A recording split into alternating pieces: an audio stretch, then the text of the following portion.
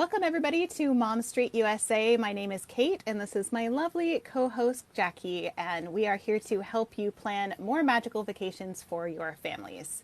So tonight is a pretty special episode. We're digging right into the meat of our show, if you will, of how to help you plan. So we're going to start off at home as you're prepping for your trip, and talking a lot about packing and things you should bring and pack and how to pack. So.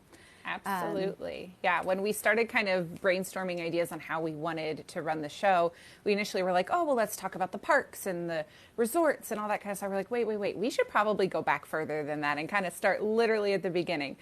So our hope is that for anyone who is already planning a trip, getting ready to plan a trip, whatever that may be, that we are going to kind of start at the beginning and move our way through and hopefully help you along every step of the way.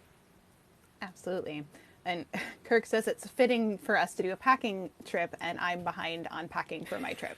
It's ironic. Yes, I am going. I'm going in 2 days over to Walt Disney World, which I'm really excited. And I'm going just with my husband. I think that's why I've kind of put it off, especially because I just kind of kept some stuff packed from Disneyland too. So I'm like kind of packed. Yeah. Although the weather's probably fairly different. It's very between different. the two. I know. I packed like 6 more ponchos for this trip. Like, it's gonna rain. Yeah. A little bit more rain in Florida than in Anaheim, I think. For sure. And I don't have my kids with me, so different trip, right? Absolutely. So our plan tonight is to literally start at the beginning. Like we said, we're going to talk about what to bring, how to pack stuff, all the way through packing park bags and diaper bags and all that kind of stuff. Hoping that we'll kind of hit a little bit of everything. And as we've said in previous episodes, we want this to be interactive. If you guys have questions, if you guys have little hacks that you guys want to share, drop them in the comments. We may not get to them immediately, but we're going to be jotting down anything that we need to maybe circle back around to. Some of them we may be able to answer in the immediate, just kind of depends on how the conversation's going. So make sure you guys are throwing all that stuff in the chat so we can include that as well. Mm-hmm. Yeah. So do we want to start with, are we starting with what to bring? Is that where we're going first? Yeah, okay. Let's do it. What to bring. I feel like that's the question we get asked all the time as creators, like, because we go to the parks often. They're like, what do you bring in your park bag? Right?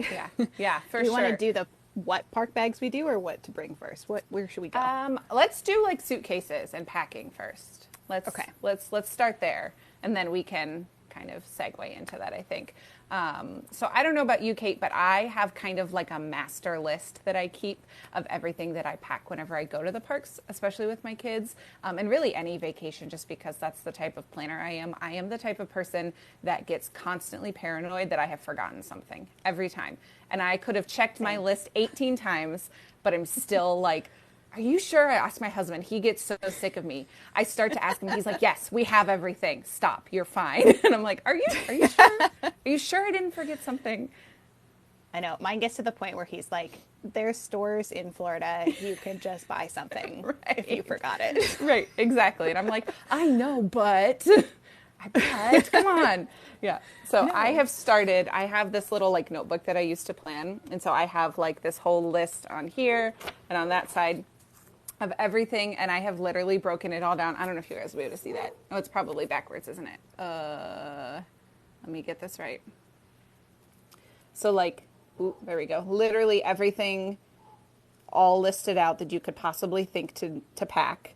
Now, I don't go into super detail for my husband and I because we're more, we know what we need. But this is literally everything. And now we also do like groceries and stuff like that. And we'll talk about that in other episodes. So we always, because we drive, we have the ability to bring a lot of like our kitchen stuff with us and all that kind of stuff. So I gotta flip that back. Okay. So my list tends to be more kind of geared towards that because we do have the ability in our van to bring a lot of stuff with us. So we're bringing everything we need to pack lunches. We're bringing a lot of our groceries with us. We're bringing, all of that kind of stuff. So. Yeah. And I have kind of like a different perspective of flying to the parks. Mostly I rarely drive, although it was a luxury to be able to like buy whatever I wanted. And cause I could just put it in the car. Like I've never had that. I'm always like, how much does this weigh? Like can I fit it in the suitcases I have? Right. So like when I do it, I was trying to think back when I had little kids, like what did we pack? And we've always done, when I had little kids, we did a lot of combined suitcases. Like my girls would share a big suitcase and they're like half of their stuff would be here and half would be here. But now that I have older, oh, and I would also have a suitcase specifically for things that were consumable. So that's where I put my diapers, my wipes, my swim diapers, any like snacks that I didn't know if I'd be able to get there, like maybe a box of Cheerios or, whatever snacks that I have. And I know we'll talk about what to pack in a minute, but that I would put all my consumables kind of in one suitcase. And then as they were used up, it made room for souvenirs. So it was like my Perfect. switch suitcase. Yeah. now that my great. kids are older, we do one suitcase per person usually, and then one carry-on. And my kids have to be able to drag or carry their own stuff. That's like a rule I have because my kids are older now. I'm like, Mom's done being a pack horse. Well, even with my kids, we went out and bought them like rolly suitcases. Now that they're big enough that their stuff needs their own space, and they're smaller size suitcases. But we bought them specifically so that way we could tell the kids on our last couple trips, like, listen, you are in charge of carrying your backpack to the room when we get there because we have to unload our van when we get there, right, and rolling your suitcase to the room. So, but they love that. They think it's so fun because they're not quite old enough yet where they're like, oh, and they give you like the attitude about it, right? They're like, can't you just carry it? I'm like, no. Right, literally. No. So they still think it's fun that they get to help for now. So I'm hoping maybe I'll get another couple years out of that mentality from them. Oh yeah, I'm trying to remember when that ended. I feel like right around 8. 8 is about the age for that end. Right. I got a couple years. My oldest is 6, so I got a little bit of time still. Yeah, I appreciate it while you have it. Kathy says we do a carry-on full of snacks, breakfast, candy, Ziplocs, etc., and that way it's empty for souvenirs. So same. Smart. Yeah, very smart. It's very handy, and I know one of the things I'll show later, but like having a luggage scale, lifesaver as a mom. Like get a small one that you can put in your luggage, but then you can get that weight really close to the airline max. Yeah. You can redistribute weight as you need to. I do that. Right. Like the last day of our trip is always the like airline shuffle for me. So we get all the suitcases packed on the last night, and then I redistribute weight as I need to make sure we get everything home. Good times. I love that. Wait, so do you take your scale with you? Yeah, it's a little scale. It's a luggage scale. Oh, just like a little like hook one that you put on the top. I have it. I love that. Looks like this. It's a digital scale. Oh, that's amazing. And when it turns on, and so if you hook it and you just lift it up like You this, just weigh it that way. That's and awesome. it will weigh it. Mm-hmm. Yeah, and Very cool. It'll tell you. Mine is not calibrated 100% correctly, so I know that I have to go 3 pounds under what it says here. And you just kind of learn as you use it. Otherwise, I don't know if the airlines theirs aren't right. Maybe I don't know, but it wouldn't surprise me if theirs were not right and yours is actually accurate. yeah. This one is so handy. So yeah. Anyway, so I'm trying to think of what other suitcase things. I get a lot of suitcases. Go ahead. Sorry. Yeah, I was going to say, so something that we do because we drive, and we tend to drive overnight. So sometimes we get there super early in the morning. While we request the early check-in, it's not always guaranteed. So we have always found that we pack outside of our suitcases a change of clothes and all of our toiletries stuff. So that way, like if we need to like go into the bathrooms in the resort lobby and just like change and brush our teeth and brush our hair really quick, before we do whatever we're doing that day, if we don't have access to our room. So we have found that has been super helpful. And I know a lot of people do that with carry-ons too, that they will potentially pack like their first day's worth of stuff in their carry-ons.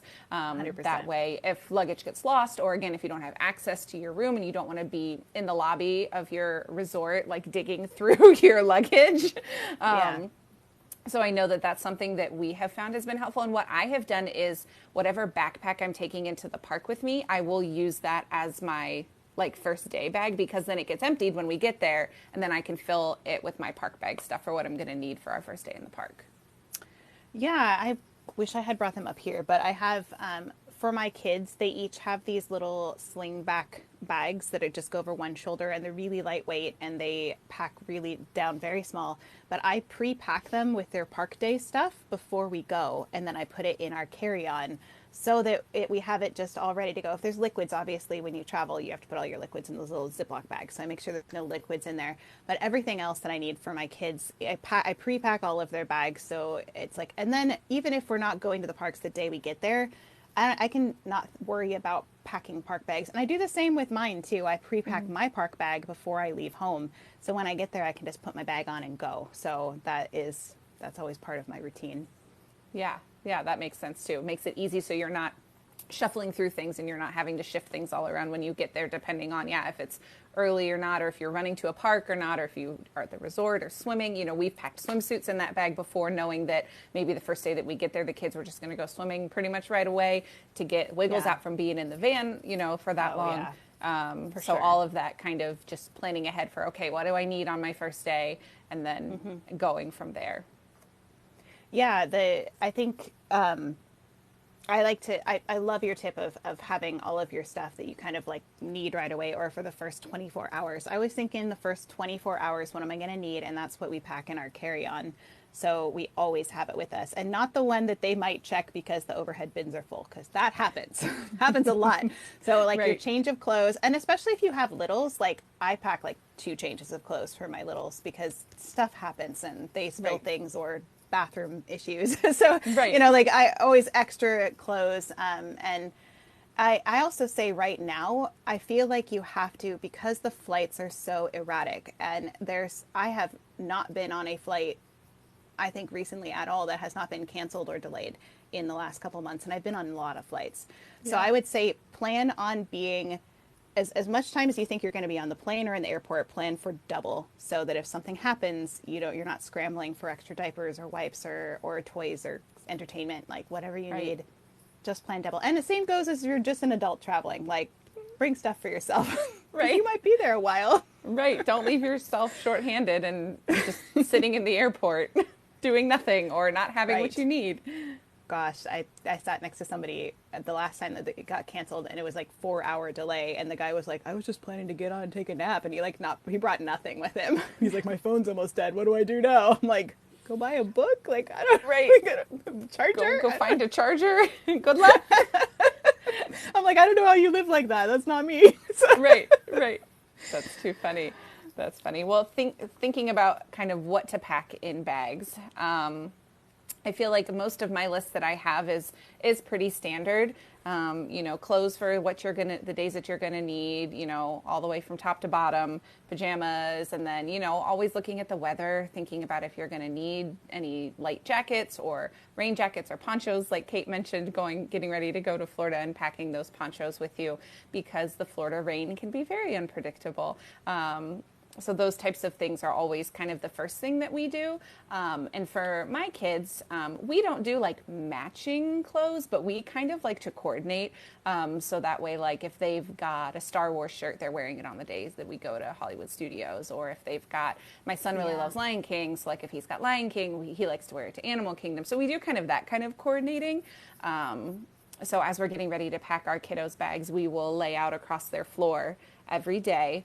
And then I use the Ziploc method. Kate, I don't know if you do this or not. I do too. I think we use like 2 peas in a pod. I know. I literally have a Ziploc bag. They're all labeled with the days of the week. And then we'll put literally everything: socks, underwear, shirt, bottoms, all that they're going to need. And even with my daughter, sometimes I'll stick, like if I have coordinated like bows for her to wear in her hair or things like that, I'll stick them in there too. Or ears. Ears I don't always. It just depends on how squished they're going to get. I know. Or like how expensive they are, right? Like I'm not going to put the really expensive ones in there. Right. But Right. And so then we use those, we squeeze all the air out of them, and we just kind of line them up in their bags. And it just makes for a really easy morning whenever you're getting ready in the morning. Your kids aren't digging through stuff that they're not supposed to be, and they can literally just grab their bag. My oldest is old enough to know how to read the days of the week, so he will then help his sister make sure they both got the right days. So after we kind of get them up, we just say, okay, go get dressed, and they're very self-sufficient at that, so that Dad and I can continue getting everything ready for the morning as well. Yeah, we do the exact same method. And I did this. It was so helpful when my kids were really little, even when we were traveling with grandparents, because I could just pull the bag out and say, this is the one for today, and put it on the bed, and they would help them get changed and Yeah. whatnot. So I feel like and now my older kids, they help me pack the bags because they know like the system. So they're just like, Yeah. okay, well, and I need this color socks for this, and I need that. Like they have a lot of opinions now. Hey, even mine do at 6 and 4. I have to give them options. If I just decide, it's not okay. They No. need choices on what they want to do and what they want to wear. Someone said they feel like they need to do that with my outfits. Yeah, no, I do kind of a version of that with my outfits. I don't put them in bags, but I No. lay them out Yep, and like same. make sure I have all the pieces. And the one time I didn't do that, I forgot my skirt to one of my outfits and I couldn't wear it at all. So now I always do it again. So Yep. just keeping myself organized. But Right. I feel like we could do a whole episode just on like shirts and outfits and like how to coordinate and like Disney bounding and things like that. So like we won't get too in the weeds for that. Yep, But and that is we've always done that too. Yep, and that plan is actually coming up in a few weeks. We will be doing an episode about kind of pre-Halloween, so stay tuned for Disney bounding info and ideas for on that episode. Super excited about that one. It'll be I fun. love that kind of stuff.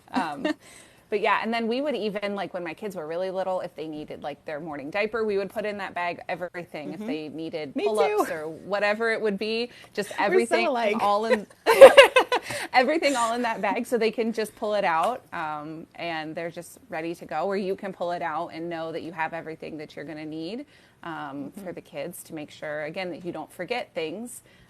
So that's always super helpful. And then we always have like, for mine, I do like a bag that says extra clothes. So like we'll pack, you know, my kids are old enough they don't quite need like 2 outfits a day, but we pack a good chunk of extra clothes. And then, you know, we kind of then from there just loosely put in like PJs and swimsuits and stuff like that, just because they don't need to be in their own separate little bag at that point. Right. And I always have something that, especially when my kids were little, I had what I call a room safety bag. And so it would be like a jumbo, I got like a jumbo Ziploc, but I put in it things that would help me make the room safe for my babies or toddlers. So like outlet covers and doorknob things. And like my son was an escape artist when he was little. So we even had a little like alarm that we could like safely tape with removable stuff on the sides of the door. So if he opened the door in the middle of the night, it would go off because he did escape a hotel room at Disney once and we almost lost him. So I have learned with him. My girls never tried it, but he did. Yeah. He went off wandering in his PJs. So that was good times. So, you know, always put that latch, mamas, put the latch on the door. Just saying. Yeah. Well, one time we didn't. Yeah. And so anything that you need that is safety for your kids, I think having that bag, and I just kind of like store that with all of my Disney stuff in between trips or in between any other vacation so that I can easily just throw it into a suitcase and I know I'm going to have all the safety stuff I need. Obviously I don't do that anymore because they're older. They don't need it, but it was really handy for quite a few years. Yeah, and we've got stuff like that kind of on our list, also including things like night lights. So you've got extra night lights that you can stick around the room. So that way, if you have to get up with your kiddo in the middle of the night, or if they're old enough to do it by themselves, they're not, you know, walking blind, trying to find the bathroom or trying to find you or whatever it is that they may need. That's always been helpful for us. We stopped kind of bringing any sort of like shampoos and stuff for the kids because we just ended up using what they had there for the most part. Disney too. Like, they have great shampoo. Right. And then, but we would bring stuff like sometimes we would bring when our kids were really little, we would bring those hooded towels because it's just so much easier to have those just because that was what they were used to. That's what we were used to, that kind of thing. We would usually, because like I said, we have the luxury of driving, so we had a lot of space that we could pack stuff. We would bring little things like a cup to give them baths if we had a bathtub when they were still doing baths, you know, just things to make our life easier so we weren't scrambling in the hotel room trying to figure out a solution to a problem that we didn't really need to. Yeah, that's something I always wish I could have done if I had driven more to Disney. I would have brought like the pool noodles where you can make them like for a toddler bed so they don't roll out of bed. You put it underneath the fitted sheet so that it creates like a rail so that they don't roll out of bed, but it's safe. Obviously not for infants, but for more toddler age. But we ended up just rolling up extra towels. Like we'd ask for extra towels for mousekeeping and then we would just roll them up and then put them under the fitted sheet. And then that would keep them from rolling off the bed. And that was really that's what we had to do because we Yeah. do. Yeah. We've actually used that hack before as well. And actually, one of the trips we stayed at one of the family suites at Art of Animation. And if you're familiar with the setup, so we put our kids in the master, so that way we weren't like my husband and I could be out in the main room getting stuff ready for the next day and like taking our showers after they were in bed and all that kind of stuff. Well, we ended up moving the bed from, don't tell mousekeeping, we moved the bed from the pull down and put it on the floor in the master. So that way our littlest was on the floor. So there was no possible way that she could roll. And then my oldest, we stacked pillows on the opposite side. So that way if he did roll, he would just land on her bed. Yeah, that's great. I feel like every parent moves furniture in rooms, but is like secretly hopes nobody finds out that they moved furniture. And we put it all back and we made sure it was okay. We didn't break anything. You kind of make a map of where it goes and remember it goes back there. And you're safe, obviously not disassemble any furniture or anything. Just move it. Move it around so that it makes sense. Right. Well, and because we had planned on them both to share that bed, but when we got there, I had forgotten how high up they are, which is really nice for like storing luggage underneath and everything. And a lot of the rooms have those really high beds. But we got there, I was like, I don't think that's going to work. So it was like, okay, plan A is not going to work. What's plan B? I know. I was always terrified of the Disney Cruise Line beds. I'm glad that when I went, my daughter was 2 and my son was 4, and I was like, there's no way that one that's way up by the ceiling that pulls down. I'm like, I'm not putting one of my littles in there. But luckily, like he could be on the lower one, and she was in a pack and play, so it was okay. Perfect. But I was like, I'm like, that always terrified me. Putting a little kid up there, I'm like, they're gonna roll right off in the middle of the night when the boat like shifts. And those floors are hard in those rooms. Those are solid really concrete floors, especially in which I appreciate in the new ones. There's not as much carpet and it's more hardwood, which is more sanitary, but also a lot harder if the kids are to fall off the bed. So I know that's always something that we plan for too.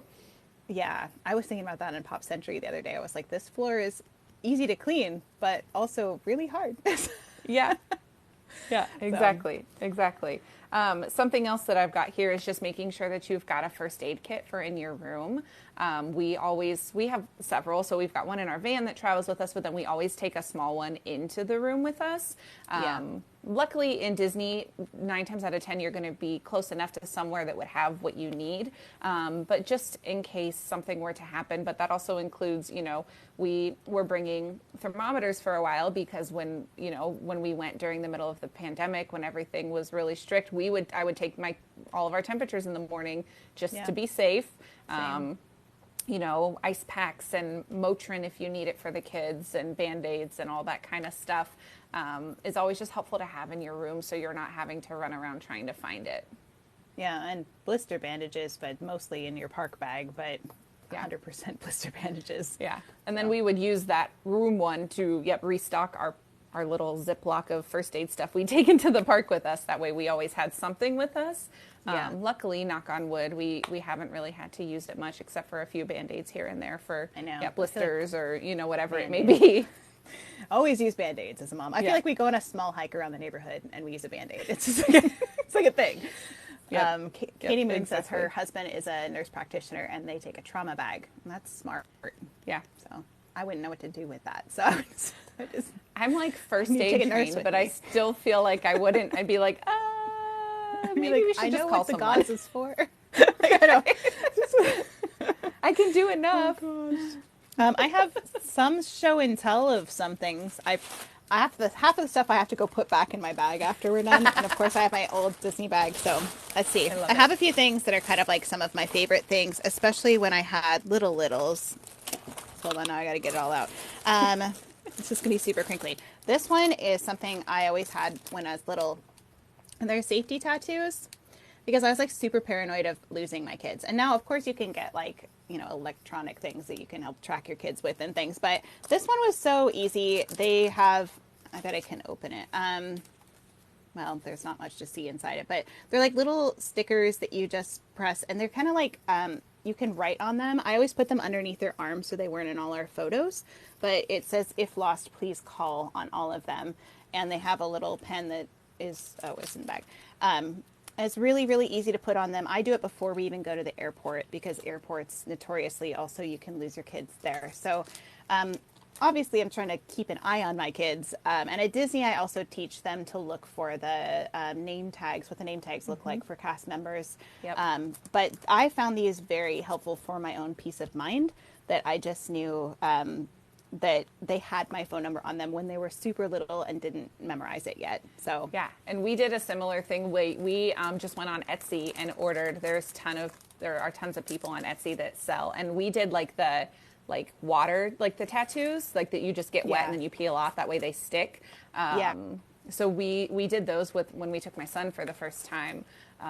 These are kind of like those. They're very similar. Very similar. And we would just put it like here on his forearm or somewhere that, it wouldn't be in like all of our pictures. And ours, like, it just had little Mickey, little Mickey head on it. So he loved it because it was like, look, Mickey. So it made it easier for him. I love that.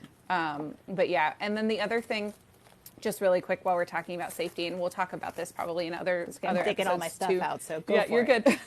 Something else that I found was to every morning, if you aren't doing it like just for the memories, but take a photo of your child so you remember exactly what they're wearing. You know what shirt they have on, what color shorts, all that kind of stuff. Just in case, like Kate said, heaven forbid that were to happen, that they wander one way and you don't realize it or whatever may happen. That way, when you go to talk to the cast members, you can give an accurate description without like panicking and being like, am I sure that's what they were wearing? I don't remember Did they wear for that sure. today? Was that yesterday? Right, Yeah. exactly. All the days can blend together. So those temporary tattoos or stickers are really great.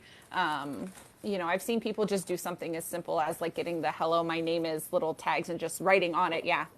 If found, please contact, and putting phone numbers on there. Especially while your kids are so little and maybe not talking much or only talking a little bit. I feel like it's such peace of mind just to know that they have some way to contact you if they, because even some of like the bathrooms and stuff, like if you're not watching, like you might run out this exit and there's another exit over here. It's so easy to get separated at Disney, and like all the crowds when you're leaving after a show, if they're not in a stroller or something, like it's really easy to your kid just all of a sudden you get separated from them, and panic, right? So knowing there's something that can help. And one of the other things that my husband and I talked about early on when our kids were really, really little was we taught them what our first names are. So that way, if we are in a public place and they're saying, what's your mom's name, your dad's name, that kind of stuff, that way they can tell them accurately. So they're not just saying, well, my mom's mom. Like, no, they need to know that, mom is Jacque and dad is Andrew. That way they can communicate that with whoever they're talking to. And we did the same thing.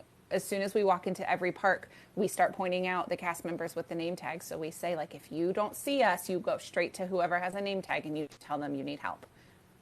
Yeah, absolutely. And I actually, something that saved me that time when my son got out of our room, I remember another mom telling me, make sure you teach them your room number. If they know numbers, and I taught him, it was like 115. I was like 115, and we made a song out of it, 115. And so he actually, this was so scary because this is one of my worst mom moments, but I'm going to be real with you. So we were sleeping and we had white noise on, so we did not hear the door open. And the reason it wasn't latched was because my mother-in-law had left and we were doing bath time when she left, and my brain didn't equate with the door had been not latched at the top. And so he was 3 and he went out, and it was in the motel area of Disneyland. So it was it goes right out in the parking lot. He made it all the way to the main street, but it's where cast members are all walking into work. And one of the cast members found him. Wow. And, praise the Lord that he was found by somebody who was a decent human being who asked him, where do you belong? And he said 115. And she walked in and found the room and knocked on my door. So I woke up and I'm groggy and half asleep. Someone's knocking on my door, and I open it up and it's my son in his pajamas with a stranger. Oh no. But he made it back, and I did so many, I sent cast compliments in for that person. I was so grateful. But just saying, cautionary tale for all the things. Teach your kids your room number. But also maybe try to tell them, I don't know if I should have told them, no, don't tell your room number to strangers, because that's also kind of a safety thing. But I'm glad I taught him, because otherwise he wouldn't have gone back to me. Right. So. It would have been a whole different experience. Yeah, it was super scary. And I'm glad that it turned out okay. And he doesn't do that anymore because he's 12. So we're, we're good now. Yeah, but it was terrifying. But Yeah. Something So that we have done in the rooms is actually we park our stroller in front of the door. So yeah, like that way, once we're smart. in for the night and we lock everything up, we push our stroller, because not only then is it out of our way as we're moving around and getting ready for bed and that kind of stuff, but Yeah. then it's also kind of blocking access to anyone who might accidentally try to come in for some Yeah. reason, or anyone getting out without my husband or I realizing it. Yeah, that's a very, very smart idea. 'Cause you can't, those strollers, they make noise when you knock them over. Right. And they're big and heavy if you push, They're big and heavy. push them over, if you can even move them at all. So I have a couple of things that I thought that I would show.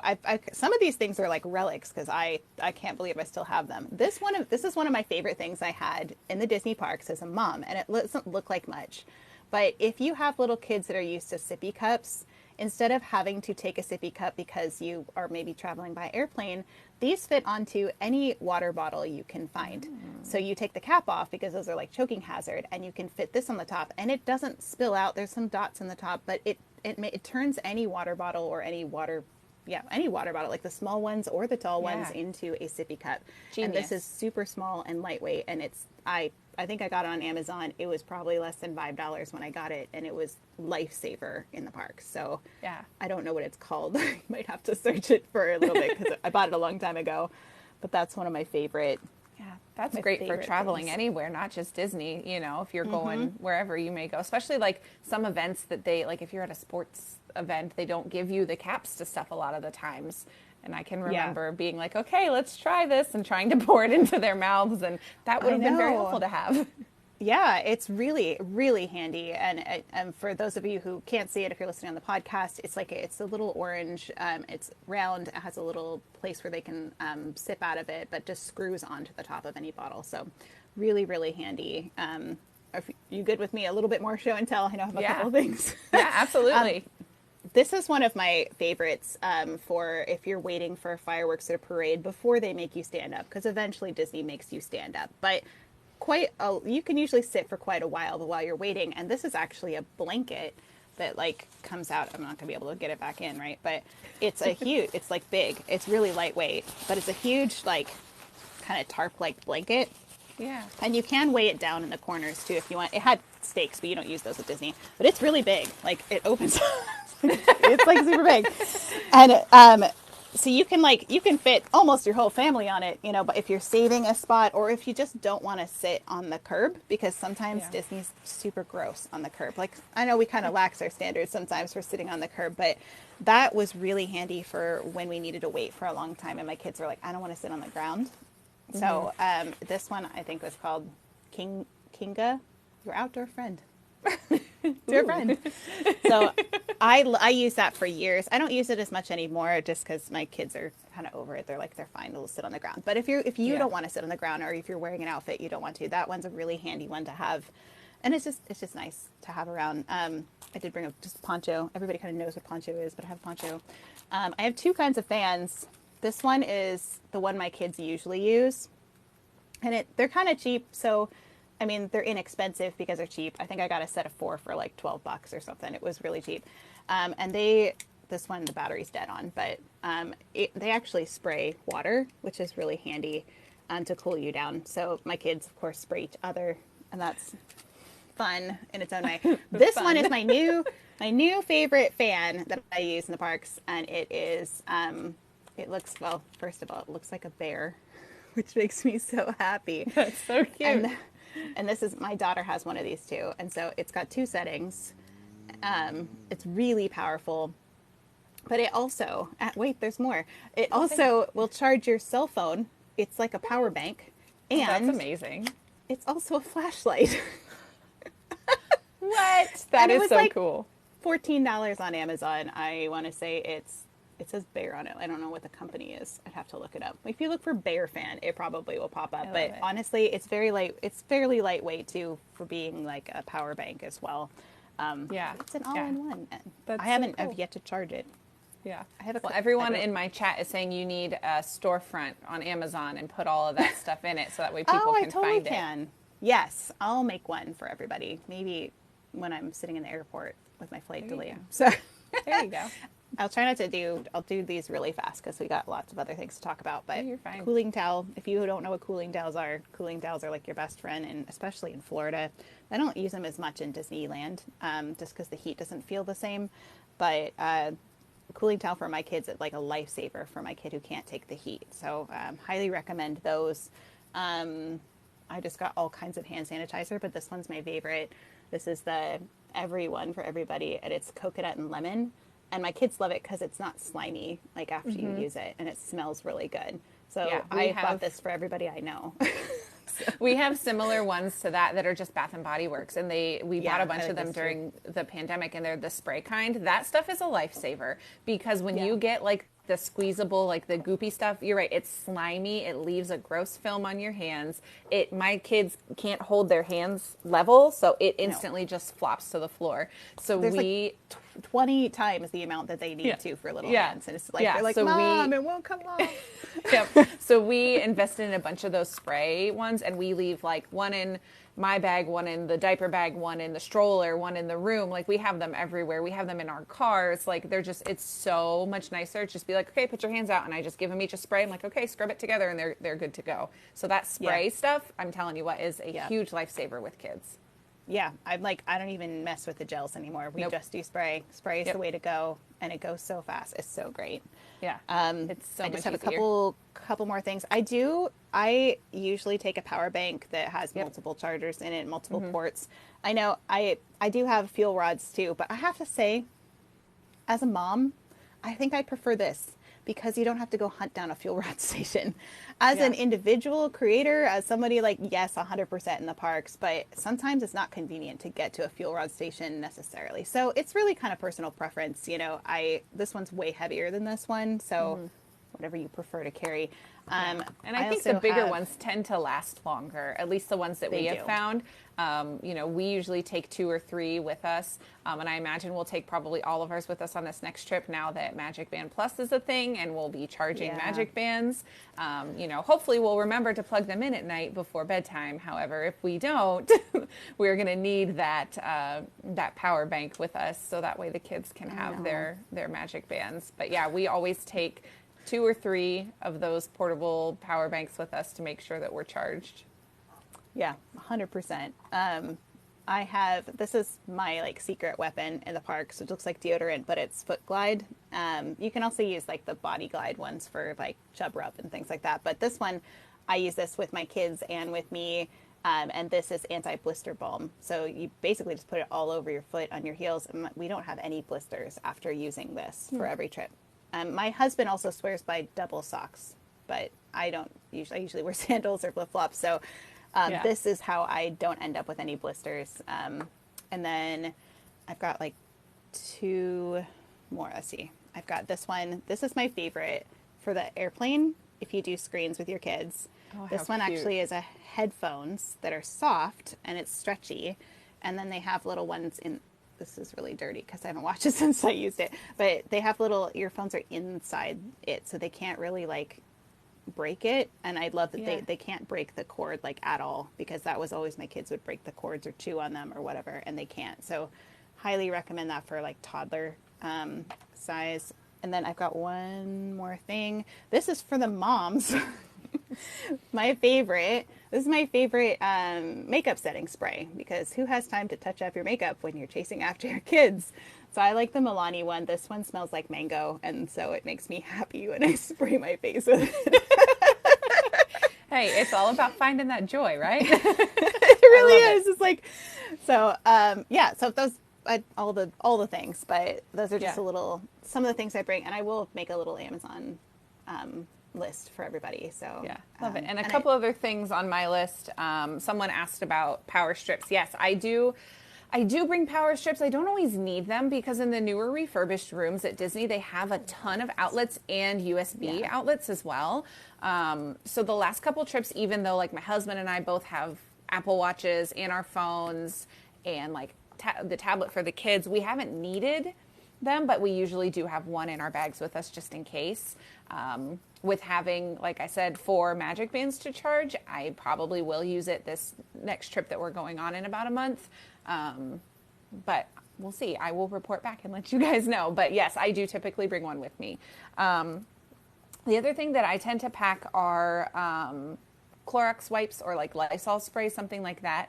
That way, if you sit down to eat, especially at like quick service, which is mostly what we do for dinners and stuff, the cast members are great and they usually make it around, but on the occasion when it's super busy, they don't make it around to the table. So I can just pull, I have a little package of Lysol wipes, just pull one out, wipe down the table and the chairs really quick. That way that's all done. And then they, the cast members can move on and do something different because it's not a big deal to me. So we always make sure that we bring those with us as well. Yeah, and someone asked it, what do you do about disinfecting your hotel rooms? Same thing, bring wipes. I feel like the Disney ones are fairly clean, personally. I don't feel like I need to do a ton of disinfecting. But if I would travel to one where I felt like I was not clean, I probably would just ask for a different room. But you can go wipe down some of the surfaces when you go and just bring a package of wipes. They make travel size ones. And I will also they make little tiny itty bitty aerosol like spray, like Lysol spray. So I will bring that with me. First of all, to check the room when we get there, but also like we've picked up germs when we were there before and been sick. So I like to, if we're sick in the room, I want to try to do some extra Lysoling around, the bathrooms and faucets and doorknobs and stuff like that.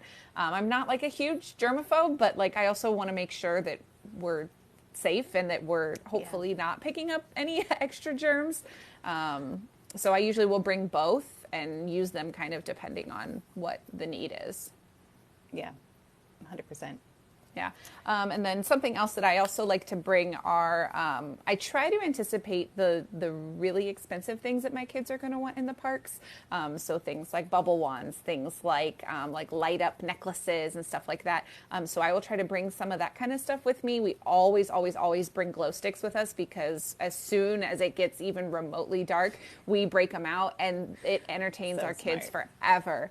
And they play with those, especially like when we're standing and waiting for fireworks or things like that. Like we make crowns or bracelets or necklaces, or we see how many we can string together, endless fun with that. So we always make sure we have like big, like we just order on Amazon again, like cheap, big tubes of glow sticks. And we always have them on hand here anyway, just because the kids like to play with them. But yeah, Amazon or Dollar Tree or wherever, you can find those types of things. Just be careful that you also have like a baggie with you because if they break, they get really messy. So we tend to put them in like a Ziploc bag to like double protect them just in case any of them leak in our park bag because we had that happen one time, but luckily we caught it enough that it only got on like the bottom of our bag. We're like, okay, crisis averted. But those types of things, so you're going to spend money on your kids. It's going to happen. But that way, some of those things you can avoid if you've already got, we've already got bubble wands. We've already got, glowing necklaces. We can skip that this time and maybe do something else instead. Yeah. Well, and that reminds me of one of the hacks that I used to have for when I flew with really little kids. This is, of course, you have to gauge their age. This is usually like early toddler. We used to bring a roll of masking tape on the plane or stickers, but I prefer masking tape because it's really easy. Like painter's tape doesn't damage anything, but you can do little pieces of it and let them stick it on stuff and unstick it and stick it on more things. Like that will keep your toddler entertained on the plane for at least an hour if they're anything like my 3 kids. So it's a goal, and it doesn't cost hardly anything, and it's pretty easy to clean up, and it doesn't damage anything, and it keeps them quiet. But and they get to practice all those fine motor skills too. So it's like a win for everybody. So yeah, we do a lot of stickers with that. My kids are huge into stickers, so we'll just bring literally blank printer paper in our van and like pack. Typically we'll buy new packs of stickers, so that way it's a new kind of sticker that they get to go. Yeah, it's super, super, exciting for them. And then we also will bring those like Color Wonder coloring pages where they have like those special markers that only color on the certain kinds of paper, and that way you can't color other places. So I don't do crayons or real markers or anything in my van because I'm not here for that. That's the kind of mom I am. So we will do those Color Wonder ones, or they have it in the Target like dollar section, little notebooks that are like that. Those like where it's just that marker is that special like magic marker that only colors on the certain paper. The ones at Target are really nice because they're all themed and they have like mazes and coloring in them and stuff, and like the last trip we bought my daughter a Frozen one and we bought my son a Marvel one. So that way, and that was a new thing that they got to do in the van on the way down or on the way back, depending on, when they were in the car and awake. Because we try to drive when they're asleep, but it doesn't always work out that way. Anything like that to keep them busy is super helpful. And also think about, mess free as much as you can. You mess free, and if you're on an airplane, nothing that rolls or has tiny little pieces that are going to fall under their seat because they're impossible to pick up because those airplane seats are tiny, unless you're flying first class, which I'm not with my kids. So, right. Yes. Katie, that's a really good question. She said, for the coloring, do you pack those trays for them to use? We do have trays in our van that are like, I don't even know. We bought them in the school section like 2 years ago for purposefully being in our van if they're eating or doing something, and they're like hard plastic on the top, but underneath is like almost like beanbag material, so that way it's soft on their laps. So they each have one of those that just stays in our van. It's in the seat back in front of them, because we use those frequently as I'm running kids back and forth to soccer and dance and gymnastics and all that kind of stuff. So yeah, we do typically have trays in our van for them to use. Yeah, Victoria says every time we drove to Disneyland when I was a kid, my parents got me those coloring book things that had one magic marker that made the color appear. Yep, that's pretty much what we're talking about. Those, I mean, I don't even care how much those are. Those are worth their weight in gold to keep your kid quiet. Well, like if you're on an airplane, especially, not that I want to keep my kids quiet, but you know what I mean? Like, entertained, not screaming on an airplane. That's the goal for everybody, I think. Yeah, the themed ones that we have bought before, we don't have any right now because my kids have colored through them all and they've been gone. But we probably will buy some new ones for this next trip. But they're like literally in the front section of Target, like $3. So for me, that's totally worth it.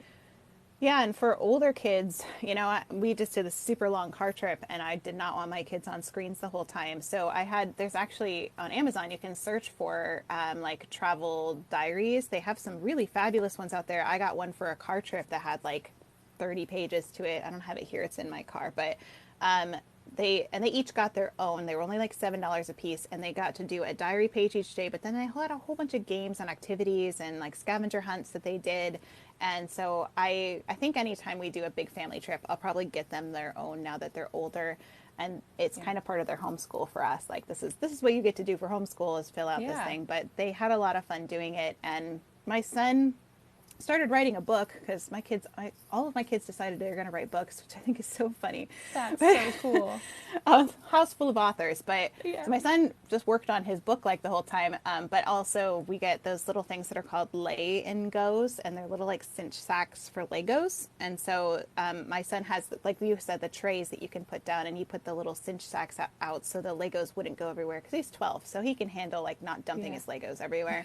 And those are really handy. When he travels, he'll take like a little bag of Legos and he'll just build like the whole time. So that's great. If you have a kid that really loves Legos, those things are great for travel. Yeah, add that to your list because I have a 6-year-old who's obsessed with Legos, and he's probably not quite there yet to where he won't like dump them everywhere. Yeah. But that might be a helpful thing for future car rides. Mm-hmm. Yeah, and my other daughter really loves to read, so we just make sure she's stocked up on books. But, we had to be careful both with car and with plane. My kids get really air sick or car sick.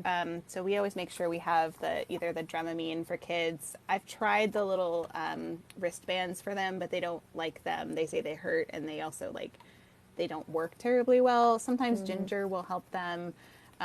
Usually just, on an airplane, we have to do Dramamine or my daughter will get really sick. So, and then when my kids were all little, they needed the earplanes, which are little, they look like little rubber plugs with a little screw on one side, and you can put it in your ear before you take off and before you land. And they actually reduce that pressure in their ears because they can't, because kids, their inner ears, I guess, are developed enough to be able to yawn, or, you can yawn and chew gum and have suckers and stuff, but that doesn't always help them. So the earplanes really help because it's really painful, that change in pressure for kids. So earplanes is one of high on my list of recommendations for parents who are going to fly with their little kids. Yeah, that's helpful. I mean, even my ears get hurt. I feel like in planes sometimes, I don't like it. So I can't imagine being, 7, 8 years old and having to deal with that. So I'm sure that's super helpful. Yeah. Well, someone's asking me where I got these cute posters and pictures. These were a calendar that I got, like, I think it was a 2020 calendar that I repurposed into these. So Love that's it. where those came from. Perfect. So is there anything else you want to talk about packing, or should we? Let's see. Oh, Maria is saying AirPod holders or straps for older kids. We once lost an AirPod on the plane. So some sort of a holder or strap for headphones, AirPods, earbuds, whatever you're using is probably super helpful. That is, yeah. Yeah. Yeah, My kids all are have not wired quite ones. yeah, so my kids are not quite to the age where they can like do the in-ear ones, so we still have like the big headphones for them. Yeah. But yeah, definitely as they get older, I'm sure. One other thing that I was just going to mention is we always, because we do drive, we always make sure we have some sort of like a picnic blanket or a big blanket in our van with us. That way, if we end up needing to stop, or if like they're not wanting to eat in the van and they need just some space outside, we can throw that picnic blanket down wherever we stop and just have that little bit of fresh air. We tend to prefer doing that instead of like eating inside of restaurants, just because they have just more space and more wiggle room. I mean, on our last trip that we drove down, we literally pulled over in like a church parking lot at like 7 a.m. because our kids were just like, we need out. It's like, okay, yep. So we like put the blanket down and they just laid on the blanket for a while and they were just happy to be out of the van. So we always make sure we have a picnic blanket or something like that in the back to help with the wiggles as needed. Yeah, that's super, super smart. I feel like we did that too. Or we would look up, when we were a long car trip, we would go and look up parks along the way that were like highly recommended and highly rated, and we would stop at those. Yep, we've done that kids, before too. We're kind of my kids still play in the park, but we're not quite, they're just not as desperate to do that as we used to. Right. Yeah, So. we've done that before, but it's funny, the one trip that we had planned to stop at a park, like around breakfast time, we were going to eat breakfast at the picnic shelter and then let them play for a little while. Both of my kids are like, can we just go? We just want to get there. Can we just get back in the van and go? And my husband and I are like, okay, if you're sure. And they're like, yeah, That's let's so go. funny. And they like hop back in the van by themselves. Like, okay, guess we're going to keep on rolling. That's fine. Keep on trucking. I know. And it's one of those things where it's like, okay, are they going to be, is the need to get out of the van going to supersede their just excitement about going to Disney? Right. Yeah, that's funny because my kids, I think they would be the same way too, probably on the day that we drove to Disney from the Grand Canyon. They were like, let's just get there, Mom. It's like, okay, let's do it. Yeah. Yeah. Someone asked how long my drive is. So about 13 and a half to 14 hours on a good drive. We tend to drive overnight so we don't hit traffic. We do have to drive through like Atlanta and some other cities kind of on the way because we come from the Dayton, Ohio area. But really, Atlanta is the big one that we always try to plan accordingly. We know that it's about 8 hours to Atlanta. So we always have to make sure that whatever time we leave, we're not going to hit Atlanta at any sort of a rush hour because that will easily add at least an hour or if not more to our trip. Same way when we leave to come home. That one's a little bit trickier because we like to leave early, but that typically puts us in Atlanta around like afternoon rush hour, which is not always great. So we do plan that kind of accordingly. But yeah, so generally 13 and a half, 14-ish hours. And we are going to be talking more about getting to Disney in a few episodes.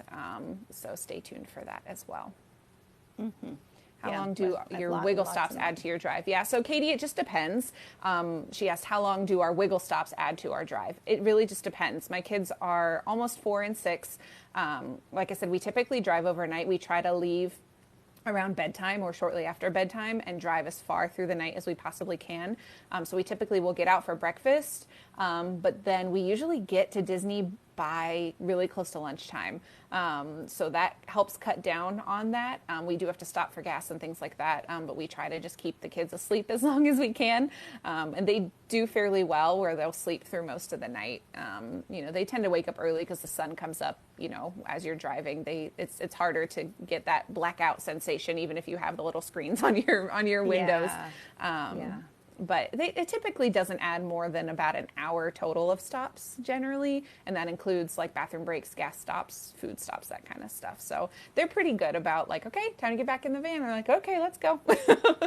Yeah. And my kids, we didn't do any overnight stuff when we did this long 2-week car trip. We did it all during the day because my kids are older and they can tolerate being in the car. So we would travel for we would add probably about an hour to 2 hours on our trip, depending on how long our drive was, just for stops and getting meals, or even getting meals out of the cooler, but like getting gas and bathrooms and all that kind of stuff. So that's usually, like, for an 8-hour day, we'd probably use like an hour and a half of extra time just to have that buffer if we needed it.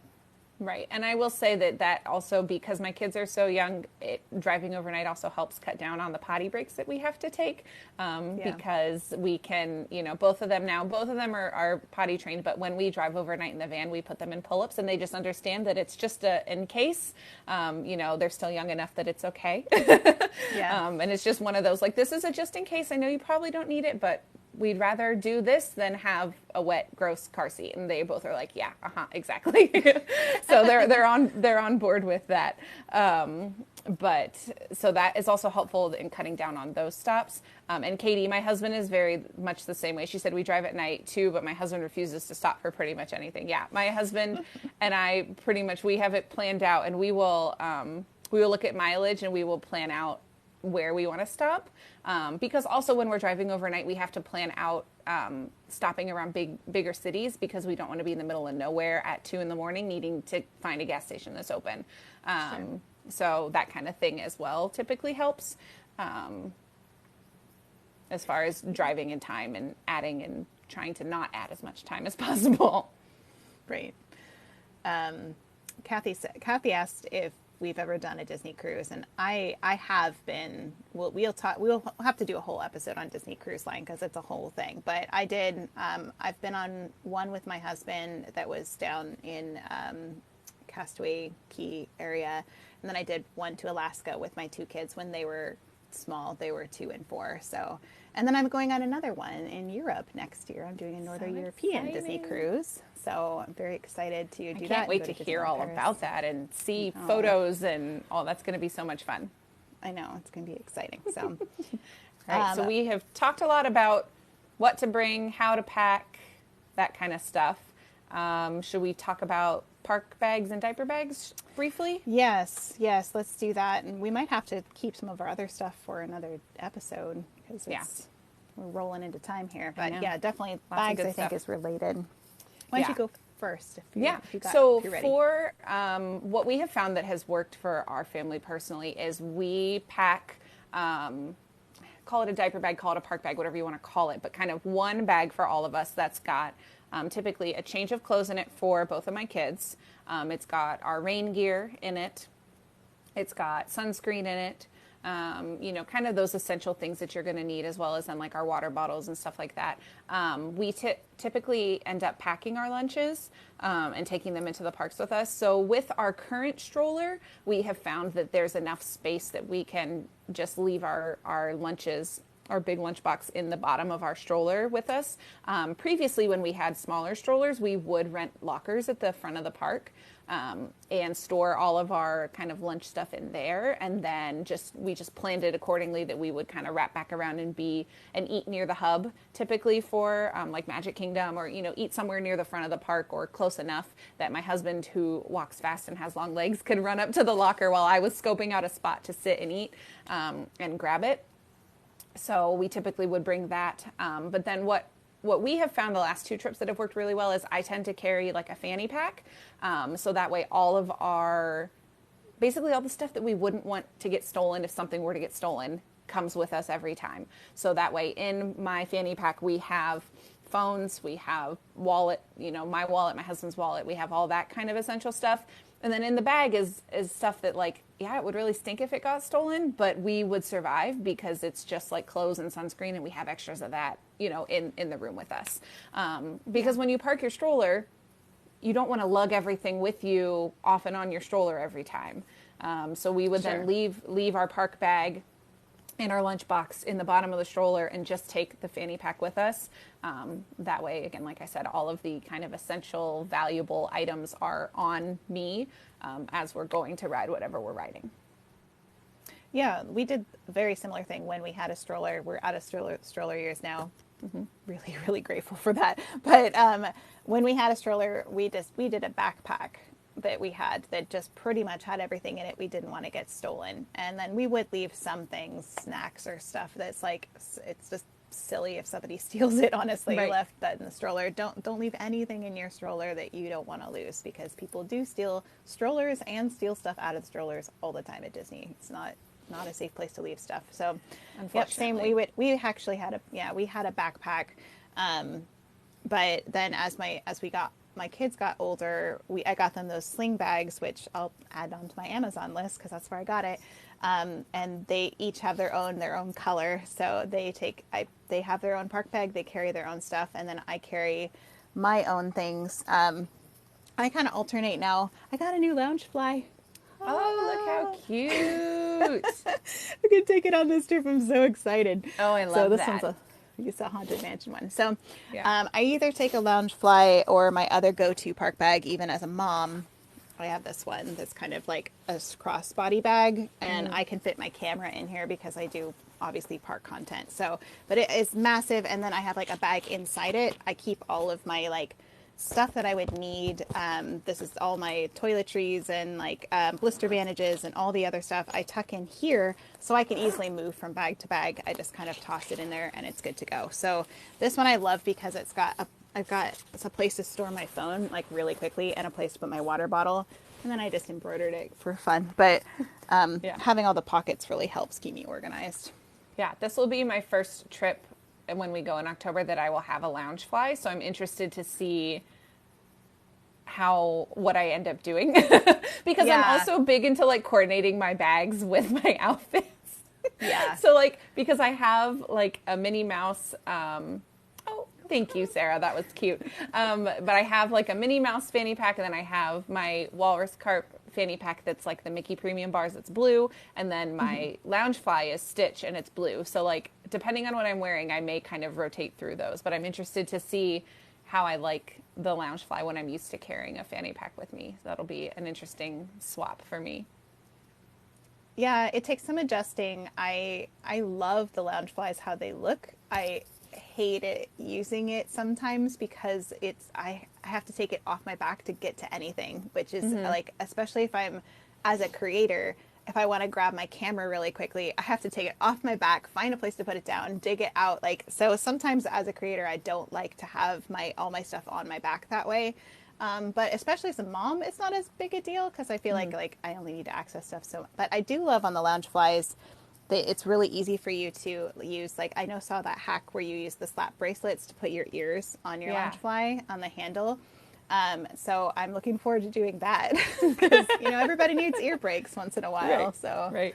Yeah. My biggest worry is, so I know like my last couple of trips with my kids' magic bands, they were very hit or miss on if they wanted to wear them, which I totally get because like having that on your wrist is a whole sensory experience. And my kids are already kind of sensory aware. Yeah. So I know that I was digging in and out of my fanny pack a lot for those. So that's one of my concerns, that I may need to figure out a way to either like attach them to like the strap right here or something so they're easily accessed, because I know that we're going to be using Genie Plus. So like that'll be something I'll have to kind of figure out the best way to do. So if anyone has any tips on that. You can. Well, I mean, I know what we do at Disneyland. We don't have magic bands, so you use your park ticket to scan. I think you can use that. You can use your phone. Like, I can use my phone, but I also feel like that's just going to be a whole thing with my kids, and that they're going to be really like upset if I don't use their magic bands, because typically what we would do is, as we're going to a ride, I would hand them their magic bands. They would get to scan it, and then they'd hand them back to me, and I put them back in my fanny pack. So it worked really well, but I'll just have to see. Kind of, they're a little bit older, and they're getting the new interactive, the Magic Band Plus ones. So I'm hoping that maybe that will entice them to wear them more. But we'll see. I mean, you can also, well, not with the Magic Band Plus. I was going to say, like, you can get the things where you take the puck out and make it in, like, keychain, like, you can do that, but probably not. I don't think with the Magic Band Plus ones you can do that. Yeah, it's something I've been thinking about and processing to try to figure out the best way to do it. So we'll see. Okay. Little aside about Magic Band Plus. I ordered mine July 27th, 28th. End of July. They still have not arrived yet, and I leave in 2 days. And this is the third time I've ordered Magic Bands, and they've gotten lost in processing. And I no. called them. I've spent the whole week on the phone. And of course, this Disney, they're going to make it right. They're going to ship some to our hotel. So we'll get them either way. But I was like, it's been over 2 months. So my biggest advice to anybody right now is, as soon as you're able to order your Magic Bands, if you're going to do it with your resort reservation, do it as early as possible and then just babysit it. Watch when it ships, if it ships. If it says it ships, but you see the tracking number and it's not moving anywhere and it gets stuck in Georgia, because that's where it gets stuck every time. If it's not moving from Georgia, it means it got lost. Just saying. So yeah, we heads are up, waiting. people. We are waiting on ours. I ordered ours a couple weeks ago, and I literally, right before we hopped on here, I was like, oh, I should check the tracking. Mine still says it's processing, so we'll see. We've got like a month. Is it in still. Georgia? No, it's still processing. It hasn't even shipped Still yet. processing. Yeah, they said that But they're processing. I did hear that they were giving vouchers to people to get them in the parks or in like the merch shops if they needed to, which is still annoying and still irritating because, you want them to have your name on it and you want to get the one that you want and they may not have the one that, it's a whole thing. Georgia's keeping all the Magic Bands. Yeah. So I asked him, I said, is this typical right now? Like, because it used to be, mine got lost every time. All of my orders get lost. I don't know, something living where I live. I don't know. I'm not in the middle of nowhere. It's silly, but I said, is this typical? And they're like, yeah, they're like, with everybody wanting the Magic Band Plus, our processing time is very long right now. So if you book a trip that's for like 2 weeks from now, you're probably not going to get your Magic Band. Just saying. So heads up, people. Be aware. Yeah, that's a whole thing. But yeah, so that's kind of my 2 cents about that. Now with diaper bags, and needing a couple other extra things, you're going to want to bring as many diapers plus a couple for what you think you're going to need for the day, and wipes and things like that. Something that's really great about the Disney parks is they all have baby centers. So you just have to look around and be aware. And I know you can find them on the My Disney Experience app. I know that the one at Magic Kingdom is right by Crystal Palace.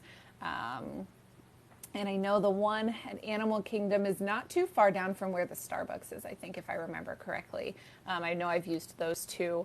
And those are really great because, unfortunately, they do have stuff for purchase. But, if you're in a bind and you need diapers, wipes, whatever it may be, they do have them there. They have places where you can nurse or you can pump if that's something you need to do as a mama. They have a place where like older kiddos can sit and like they're usually playing a Disney movie in there. I know we've used that for just like an escape from the heat. When my oldest was on his first trip, he was, under 2 and needed a break. And Dad, excuse me, was waiting in line for Flight of Passage. And so at Animal Kingdom, we went to the baby center and he sat and watched a movie for like a half hour while we waited. And it was just enough of a cool down that he was good to go. So those are always super helpful. Oh, Blair says the one at Hollywood Studios is right inside the entrance gates. Okay, good to know. Yeah. And at Disneyland, I know the First Aid Center, I have to think, it's been so long. I want to say it. I think it's at the end of Main Street.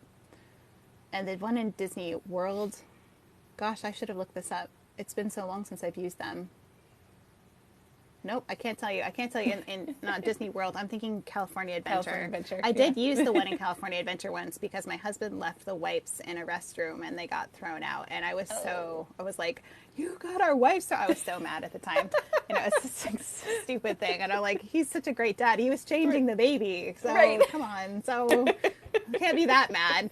Yeah. So, but yeah, that's the baby care centers. I'll have to look it up because and I'll include it in the show notes in the podcast where all the locations are. I just, I'm drawing a blank on where they are because it's been so long. I know the first aid ones because we use those sometimes, but. Now, Kate, on the Disneyland app, are you able to search? I'm not familiar if it's similar to the World app where you can just like search on the map and they'll show you where they are. Yeah, it's really very similar to My Disney Experience. So yeah, you should be able to search on there for first aid and for a baby care center. Yeah, and typically each park I think only has one baby care center, but they normally have multiple first aid stops that you can get stuff from. So depending on what your needs are, you can type that into your search on your app, and that'll help you find that. But they're super great. They even have like I remember my kiddo wasn't potty training yet because he just wasn't quite there. But in the bathrooms, they had like the little tiny toilets with, that were kid size. So that way, if kids needed to use them, they're just very, very accommodating. They have places to wash bottles, to warm up bottles, all of the above.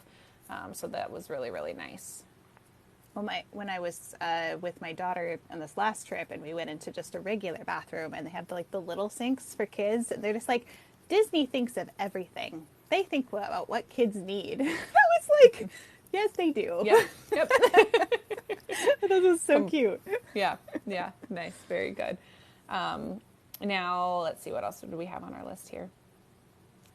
Strollers. Let's chat about strollers for a minute. I know there are lots of varying opinions on strollers. And it's kind of a heated topic sometimes. Yeah. So my experience, we've taken just a single stroller and been totally fine. We usually end up taking our normal stroller. I know a lot of people will rent or will buy strollers specifically for the parks. Because we drive, we do end up typically taking our normal stroller. And that's usually because we're at a point where if something gets broken or stolen, we're okay because we've got a spare at the house still. So like when we took my son on his first trip, I was pregnant with my daughter, and we knew that we also had a double stroller at the house that we were going to be needing to use. So we took our regular stroller, because we're like, well, if something happens to it, it will be okay. And then similar to like the other trips that we took, we upgraded from like a true double stroller to like a sit and stand, because my oldest is old enough now that he doesn't always want to ride in the stroller. We took our double stroller to Disney, knowing that he would probably want to sit more when we were running around Disney. Knowing that we had the other one as a backup. So that has worked for us in our favor. And our double strollers that we take are typically the single file ones. That's my biggest advice personally, is if you're going to take a double stroller, try to take one of the ones that are kind of front and back, not side to side, because they're so much easier getting on and off like the monorail. And the Skyliner, if you've got a single file double stroller, you can wheel it right on the Skyliner, and you don't even have to fold it down or anything. So that has been super helpful. Not as big of an issue at Disneyland, where you just walk to the parks, so you don't have to really think about that as much. Yeah. And so side by sides are okay there. I know for me, when I had really, really little kids, and I had car seats, and when I had car seats and stuff, and I needed to basically stack everything on the stroller to get through the airport. Yeah. Having my own personal stroller with me was like a huge priority. When my kids got older and they were like, 4 and 6 and like kind of like on the older spectrum of it, maybe even 3 to 5, because I flew, I didn't bring my own stroller. I rented them, and I highly recommend, I'm not sponsored by them, but Kingdom strollers for Disney World, 100% great experience. And now you can even get them at MCO when you fly in, and they can deliver them to your resort for free. And so when I did that, I rented a really nice stroller. I think it's I got a double stroller. I looked up the prices right now for right around $100 per week. A single stroller is around $75 to $85, and the special needs is like $130. But they're way cheaper than getting them in the parks. And those park strollers are hard plastic and not terribly comfortable, and very expensive. So I don't recommend getting them in the parks every day, but you can if you want to. If you're in a pinch and you didn't bring a stroller and you're like, my kiddos just can't make it, you can rent one in the parks. But I don't even know how much they are per day. I just don't even bother. So I'm not sure either. They're a lot. Well, and I know I've heard of people, doing like an Amazon Prime shipment of like an umbrella stroller to their room and things like that. We personally don't use the umbrella style strollers. One, because my husband is tall, and it's uncomfortable for him to push because they sit lower. And part of the reason why we bought the strollers that we bought is like he tests them out because he's so tall that I don't want his back to be hurting as he's like pushing the stroller around, because he does the majority of the pushing. It's just how it works with us. So it's always helpful to kind of think those things through.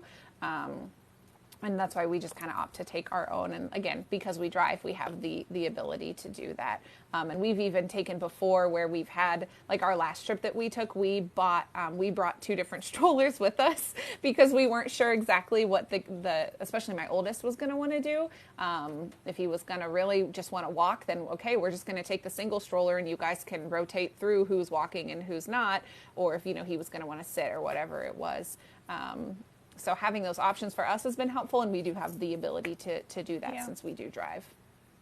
Well, and that's why I like to rent rather than getting the umbrella stroller, which also I have seen, because people will hang bags and stuff on the back. I've seen them fall over with kids in them and hit their heads. It's like, I just don't do it to your babies. I mean, but I love renting the strollers because they're all like jogging strollers that are really nice, and they do clean them pretty well. Like, they've been used at Disney, so they are what they are. But I felt like they were fairly clean when I used them, but I also felt like it was okay if my kids got crumbs in them, and it wasn't the end of the world, because they will, because it's at Disney. Well, and in my opinion, navigating those umbrella strollers across trolley tracks, not ideal. And it's kind of hard to avoid. I mean, you can do your best to avoid it, but like you need something a little more, a wheel that's a little heftier to go up and down off curbs and trolley tracks and all that kind of stuff. I feel like it's just helpful to have something with a little more heft to it. And like you said, those umbrella strollers, while they're nice that they're lightweight, they're also very lightweight, and you don't have anywhere to store things. Which is a huge plus of having a stroller. So that way you're not having to carry everything around.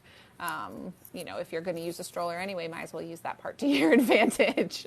Well, yeah, I mean, I feel like with renting them, if it's a single stroller, $75 for a week is like small potatoes at Disney, because everything's so expensive there. That's actually a very good price for a stroller that you're going to use, then you can roll all the way back to your room when your kid's sleeping. I highly recommend it. Right, that's a good point, not having to drop the stroller off at the end of the night when your kid is exhausted, and then you're stuck carrying them the entire rest of the way back to wherever you're headed. Yeah.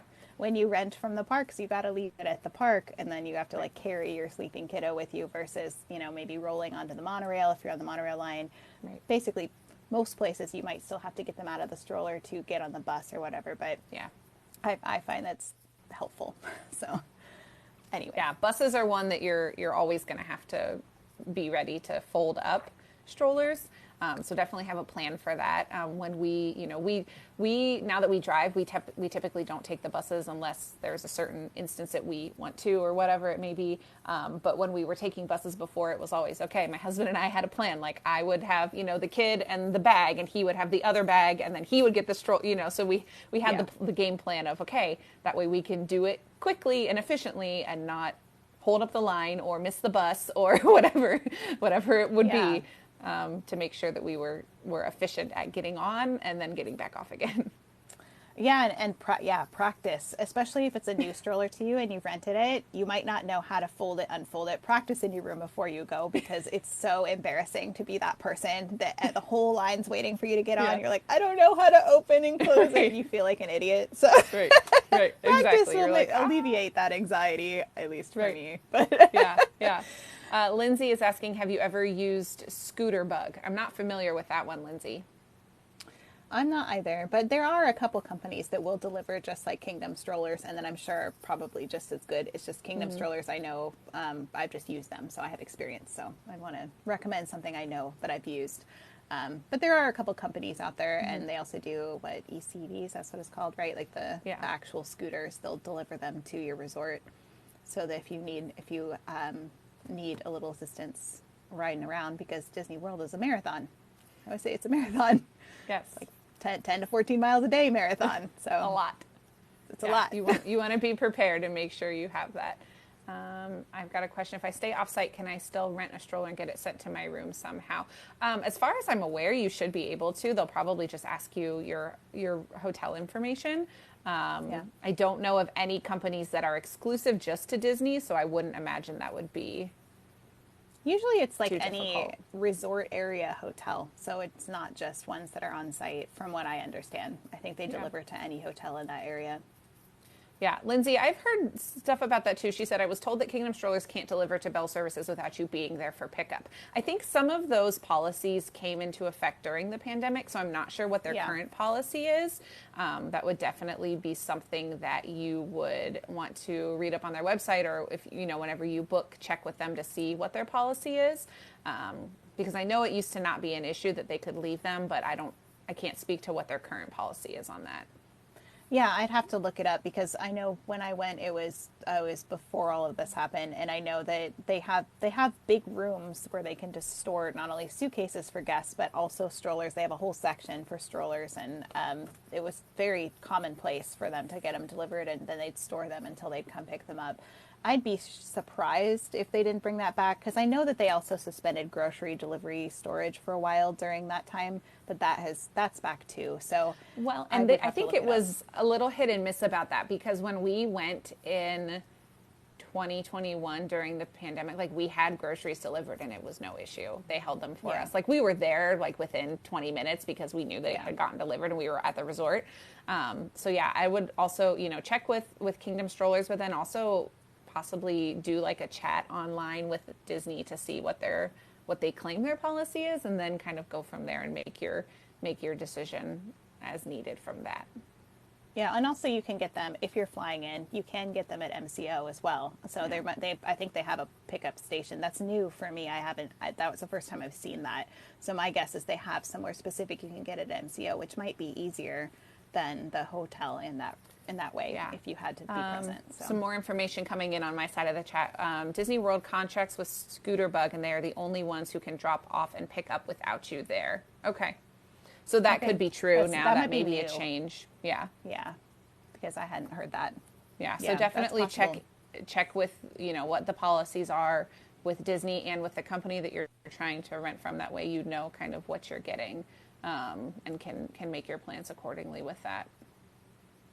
Like I said, I haven't used a stroller in a long time. I haven't needed to. And we always bring our own, so I haven't ever needed to rent, luckily. So that's not been something that I'm super familiar with, other than just hearing friends and other people that I know who have gone through the process with that.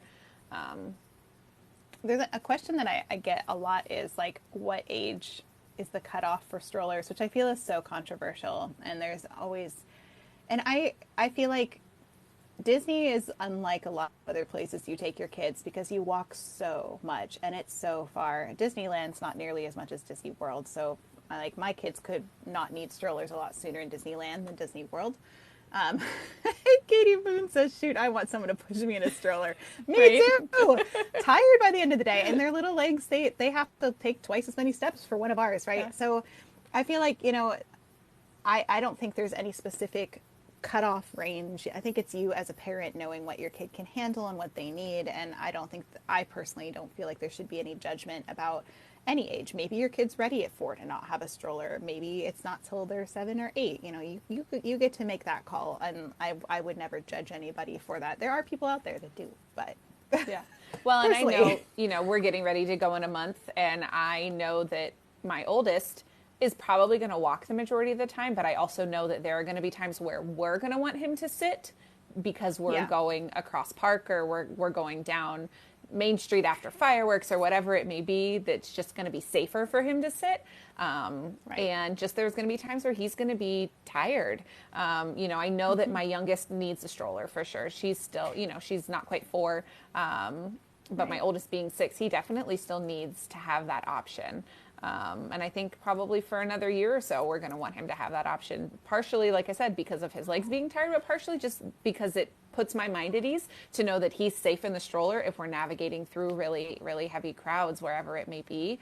It gives me peace of mind knowing that, he's really good about holding hands and walking with us, but there's a lot of people around, so it's just going to be easier. And he, for the most part, understands it when we say, okay, it's time to get in because there's a lot of people around and we need to keep you safe. And he usually is like, okay. Yeah.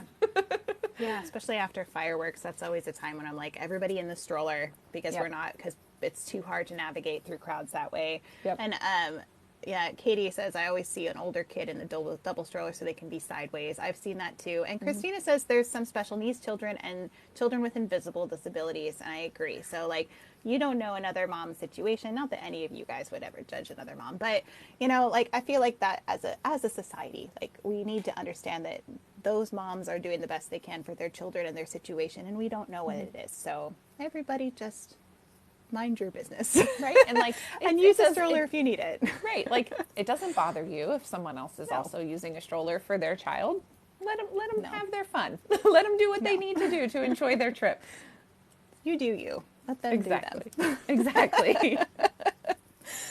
Yeah. But I feel like my personal kids, didn't need it about age 6 to 7 was when my youngest was about that. Like 6 was usually when they were like, no, they could probably walk the whole day as long as we took some nice long breaks. And especially at Disneyland, I'd say age 6 for sure. My kids didn't really need them anymore. But I think at Disney World they would need it longer because it's just like twice as much walking. So, you know your kiddo, and I feel like being prepared if you think they might need it is better than not. Yeah, and Rye brings up a good point. She said some kids don't adapt to the heat very well, so they may need that space to sit with a fan and cool off and the shade and all that kind of stuff. Exactly. You never know. And it's why take that tool away from a parent whose child needs it? You know, there's no need for that. Right. And you also, as a parent, have a lot of stuff to lug around with kids, especially when they're still kind of on the young side and they're not ready to carry their bag all day long. You know, it's really handy to have a place to put all the water bottles and all the stuff. You know, that was my biggest lament losing the stroller, was the place for all the water bottles. Yeah.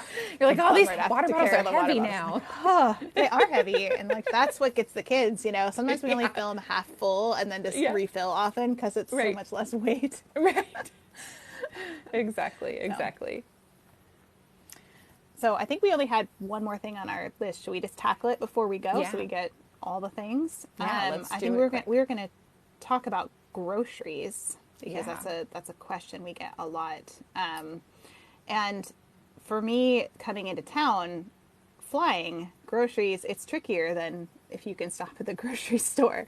So in Disney World, I tend to use one of two places. Usually I try to do Amazon Prime. And I have used Amazon Prime at the resorts for small things that I forgot that I can get delivered with Amazon. And it's so great. I think it's like Amazon Fresh now. Like maybe they changed their name, but Amazon.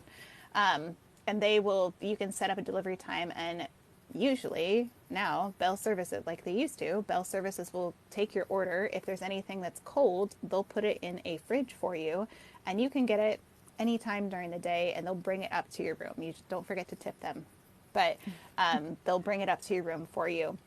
So I usually do my grocery order like 1 to 2 days before I'll start building my cart of all the things that we need, especially getting water for Florida. That water is something.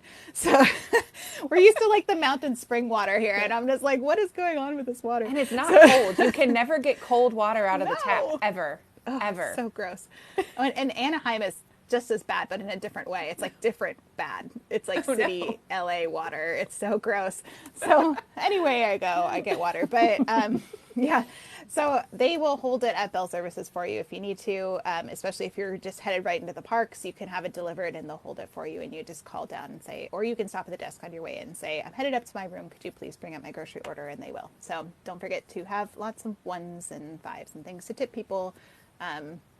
But that's handy. And so if I don't use Amazon, I use Garden Grocer is a good one too but their prices are pretty high. So keep that in mind.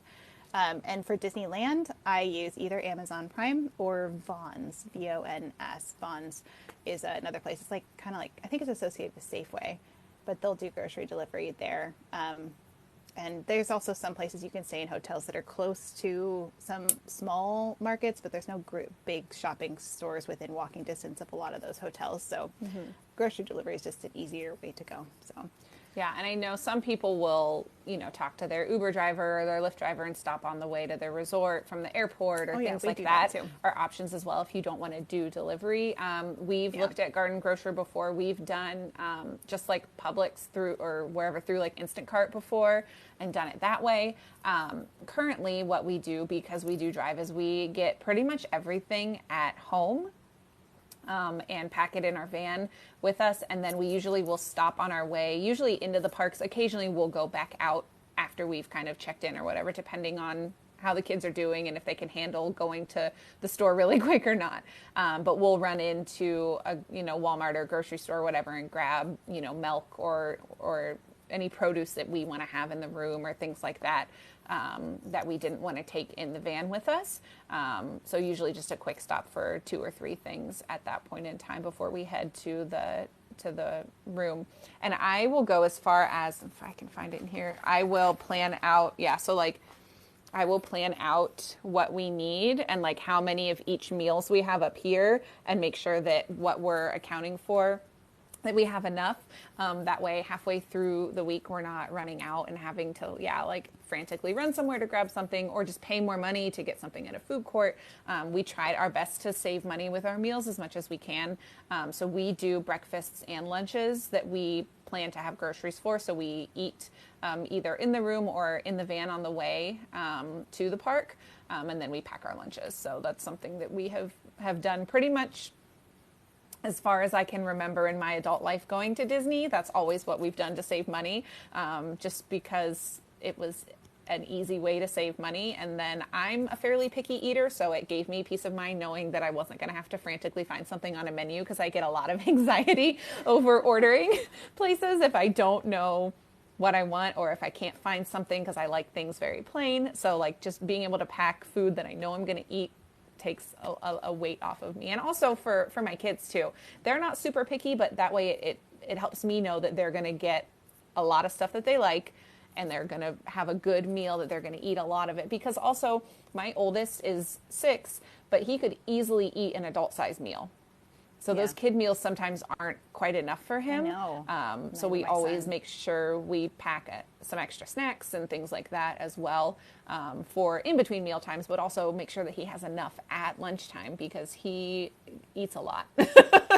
Yeah, my kids, I have them pack extra snacks in their bag every morning. I'm like, make sure you pack your snacks. So I have usually just in my suitcase, because I'll pack them from home typically, unless I got it with my grocery order, but I'd have a little snack area. They know what they can take. They can only take one of each thing, right? And then they pack their own snacks of what they want to have during the day into their bags. And then whenever they're hungry in line or whatever, they don't start like, pecking at me being like, when are we eating, Mom? Like they'll just grab a snack and eat it. And I'm like, I'm fine, because they're burning like 1 million calories there. It's fine. It's fine. Eat all day. As long as you don't get crabby, I'm good. Right. But exactly. Snacks solve the majority of the meltdowns for us. Yes, and we do. So we don't do lunches in the parks. We eat in our hotel room. So we get breakfast food and snack food. That's kind of our big thing. And then we eat out. We do like quick serve lunch and maybe a table dinner, depending on budgets and time and stuff. But so we don't necessarily pack our lunches in the park, but we do pack snacks. And I agree, some of those kid meals are not big enough for my son, who's 12 but does not want to eat on the adult menu because he hates the food. He wants the mac and cheese.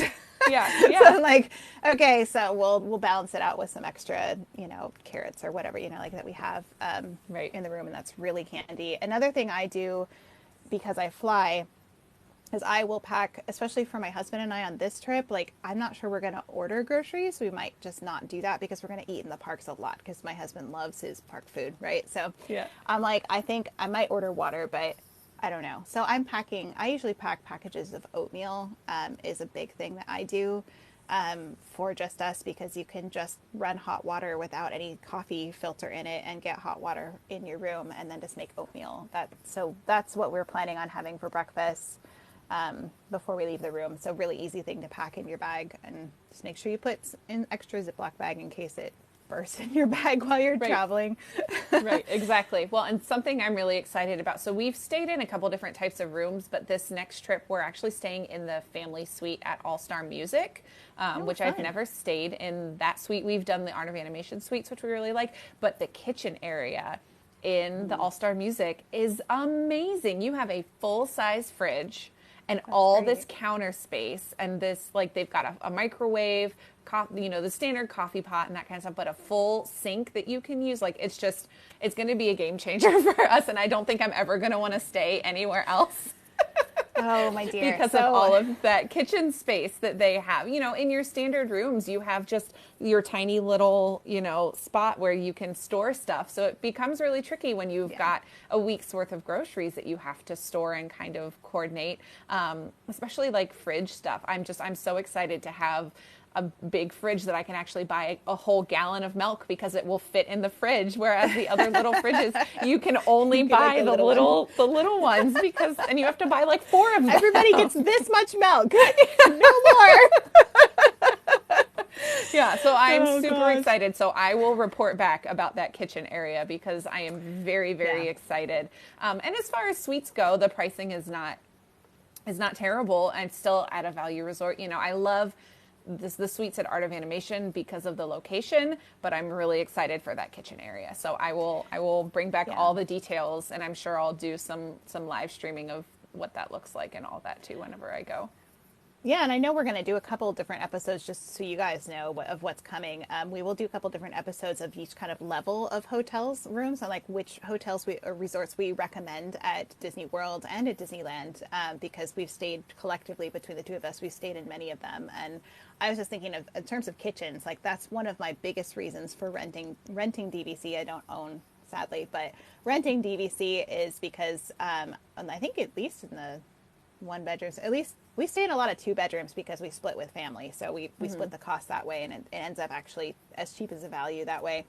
But they have those full size kitchens with full stoves and dishwashers and everything. Yeah. And it is like luxury. I remember staying in the Grand Floridian in their room there, and they had like this beautiful like circular table with a circular booth in it, and I was just like this is nicer than my kitchen at home.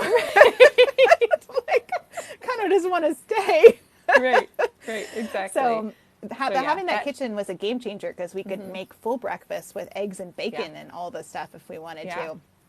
Which we don't usually do. That's all right. And my kids are super easy with breakfast, cereal and stuff like that. But like having the microwave so you don't have to like request one, and having that full size fridge so we can store, just milks and put more waters in our fridge and that kind of stuff. So that way we're prepped for the week will be really, really nice.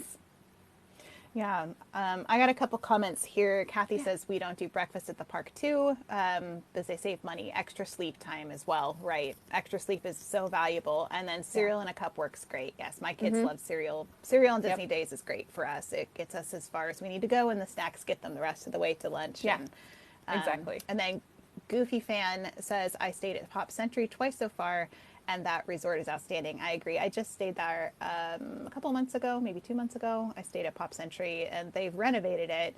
So I highly recommend that for families. But we'll talk more about that when we get to our resort episodes. Yeah.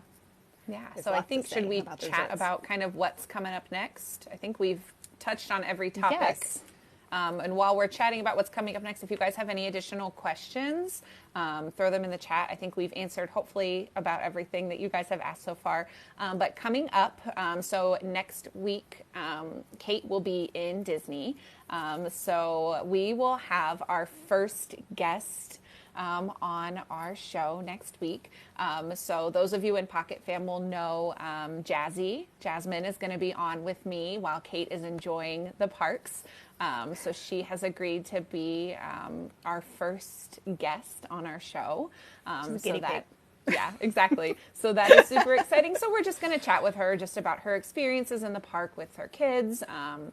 She is currently local to Disney, so she may have some extra insight on kind of how that works for her and her kids. So that is something that we have coming up. And then the week after that is going to be our first of our holiday episodes that we are going to be doing. So once Kate is back home, we will be chatting about all things Halloween. So party stuff, costume ideas, Disney bounding, all of that kind of stuff. So that will be the week after that. So 2 kind of special episodes coming up before after that, we'll dive back into kind of talking about more trip planning and getting to Disney and that kind of stuff. So that's what's coming up. Yes, super excited. Going back to Disney World next month, Goofy fan, I see that. Yeah, I'm going to Disney World with my husband, just the 2 of us, because we just took this really long 2-week car trip with our kids. So I feel like we've earned it. We're Absolutely. ready. So I'll be doing some live streaming. I'll do quite a fair amount of live streaming, I think, while I'm there with my husband too. But and his name's Elliot, in case you guys didn't know that already. So we'll do some live streaming probably when Kirk is not, and we'll meet up with Kirk at some point. But I'm really excited to do that. I'll be there till the 15th. So if you're happening to be in the parks at the same time, please, find me on the live and come say hi. I'll give you a sticker. And yeah, Abby was throwing out some names of people that we should, we've got a whole long list of guests that we want to invite. So be on the lookout for those. When I'm in Disney in October, there'll be another guest that'll be on with Kate. So as we get closer, we can chat more about that. But yeah, we have a whole list of people that we're hoping to eventually chat with and fit into our schedule. As I said kind of earlier on in the series, Kate and I are both huge planners, so we kind of have an idea of where we're headed, but we're good till like 2024.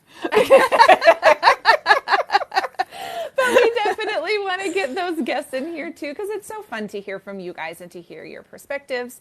Unfortunately, TikTok does require you to have 1,000 followers to be able to go live on TikTok. But if you are someone who is interested, we have spoken about possibly using Instagram as a backup to kind of get some other people on as well. So as always, if you guys are interested or you have feedback or whatever it may be, send us messages either on our personal accounts or on our Mom Street accounts. If you haven't followed, I'll do a quick plug. If you haven't followed our TikTok account at Mom Street USA, same with Instagram, Twitter, and YouTube. These shows are archived on YouTube and also on a podcast that Kate puts together that you can find pretty much wherever you find your podcasts. Yeah, it was just approved for Google and Amazon Music and Apple.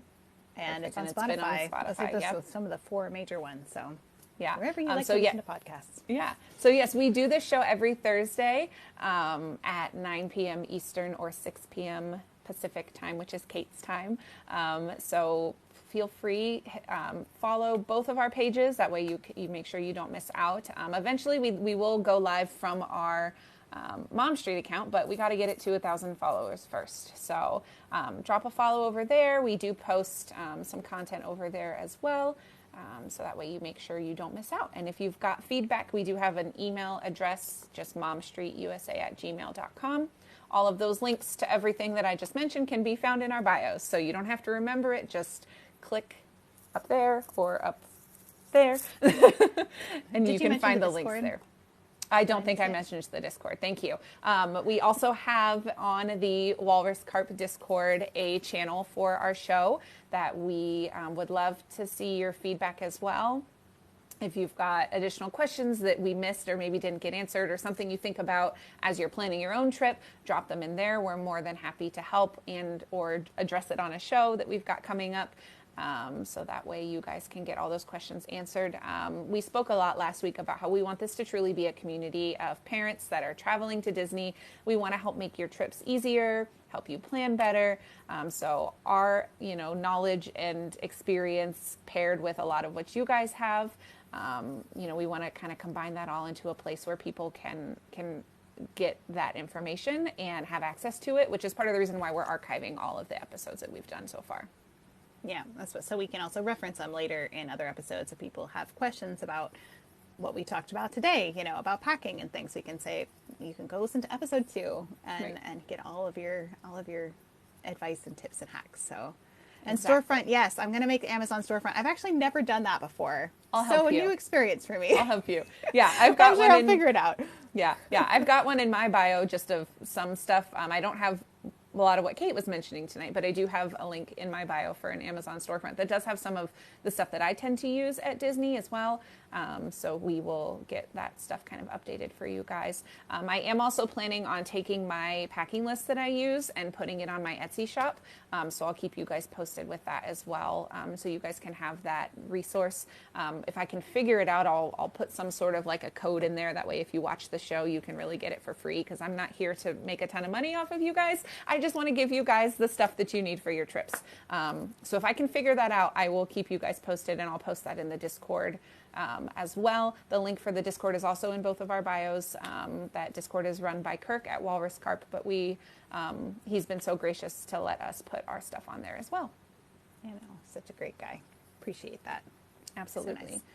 So nice. Victoria says if she figured it out, then I can. So for the Amazon. Thanks for that support there, Victoria. Appreciate that. Oh my goodness. I love it. Well, this has been such a really fun episode with so many fun facts and hacks, and I feel like I've even learned a few things too from you guys. So thank you for participating today in Mom Street USA with us, and we really appreciate all of your feedback and conversation and comments, and we're looking forward to our next show with Jazzy for our special guest, and I'll do some lives from Disney World in the meantime. And I think that's it. So we'll see you next week, right? Absolutely. Bye, guys. Bye, everyone. I might hang on just a few minutes to chat with everybody, but